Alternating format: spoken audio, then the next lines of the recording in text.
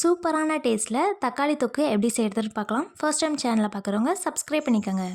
இப்போது ஒரு கடாயில் 2 டேபிள் ஸ்பூன் அளவுக்கு நல்லெண்ணெய் ஊற்றிக்கலாம். நல்லெண்ணெயில் செய்கிறப்ப டேஸ்ட் ரொம்ப நல்லாயிருக்கும்.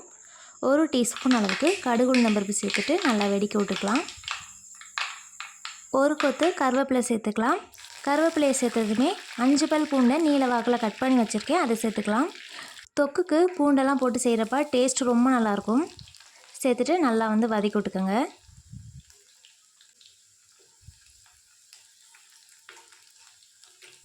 பூண்டு நல்லா வதங்கி வந்தவுடனே இப்போது நான் 100 கிராம் அளவுக்கு சின்ன வெங்காயத்தை கட் பண்ணி வச்சுருக்கேன். இப்போது அந்த சின்ன வெங்காயத்தை எல்லாத்தையும் சேர்த்துக்கலாம்.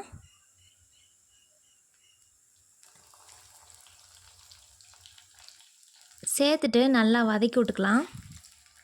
இந்த தொக்குக்கு வெங்காயம் நல்லா வதங்கி வரணும், அப்போ தான் டேஸ்ட்டு ரொம்ப நல்லாயிருக்கும். 4லேருந்து ஒரு 5 நிமிஷம் நல்லா வதக்கிக்கோங்க. வெங்காயம் நல்லா வதங்கி வந்துடும். இப்போது வெங்காயம் சூப்பராக வதங்கி வந்துருச்சு. இப்போ இது கூட நம்ம தக்காளி சேர்த்துக்கலாம்.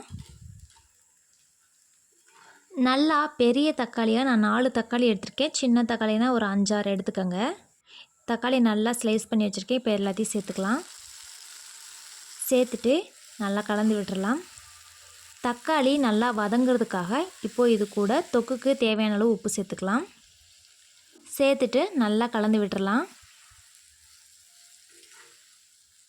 கலந்து விட்டுட்டு மூடி போட்டு மூடி ஒரு 10 நிமிஷத்துக்கு நல்லா வேக வச்சுக்கலாம். 10 நிமிஷம் ஆகிடுச்சு. தக்காளியெல்லாம் நல்லா குழஞ்சி வெந்து வந்துருச்சு. பாருங்கள், சூப்பராக வெந்து வந்திருக்கு. இப்போ இதை நம்ம கரண்டியால் லைட்டாக இப்படி மசிச்சு விட்டுக்கோங்க. இன்னும் நல்லா தொக்கு பதத்துக்கு வந்துடும்.